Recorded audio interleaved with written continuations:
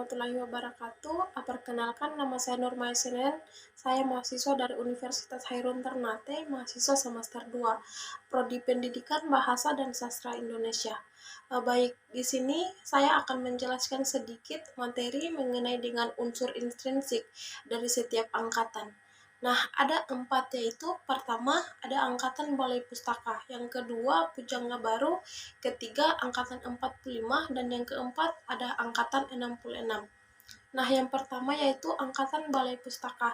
Angkatan Balai Pustaka yang berlangsung dari tahun 1920 hingga 1932, menandai peralihan dari sastra tradisional ke sastra modern di Indonesia.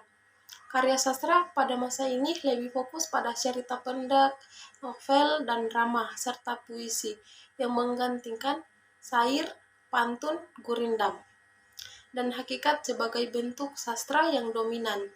Balai Pustaka sebagai penerbit memainkan peran penting dalam pengembangan sastra modern Indonesia, dengan tujuan awalnya memproduksi bahan bacaan untuk sekolah yang dibangun oleh pemerintah kolonial Belanda.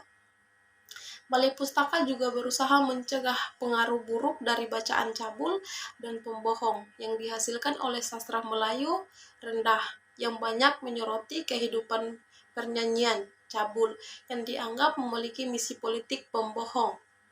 Yang kedua, ada Angkatan Pujangga Baru. Nah, Angkatan Pujangga Baru yang mulai juga pada tahun 1933 ditandai dengan terbitnya majalah sastra dan budaya Poe de Jangga Baroe.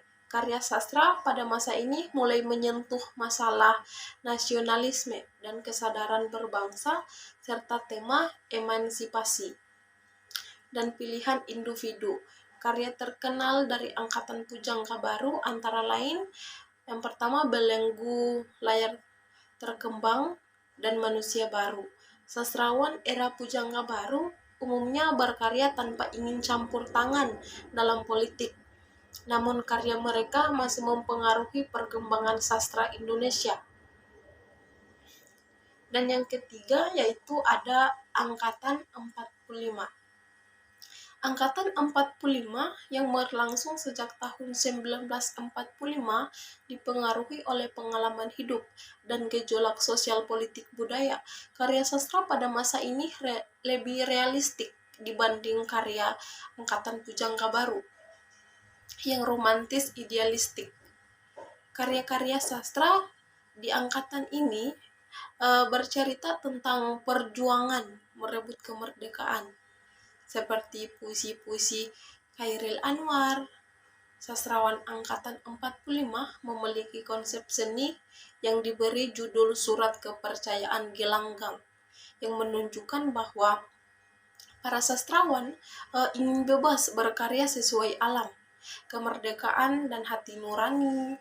Karya terkenal dari angkatan ini antara lain 3 Menguak Takdir, dari Ave Maria ke Jalalain, ke Roma, dan Ateis.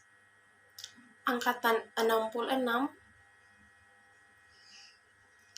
itu berlangsung dari tahun 1966, muncul dalam situasi politik di Indonesia yang sedang bergejolak dan maraknya menutupi kekuasaan pada periode 1960 sampai di tahun 1970. Karya pada angkatan 66 banyak membahas kritik dari situasi politik dan kehidupan sosial masyarakat.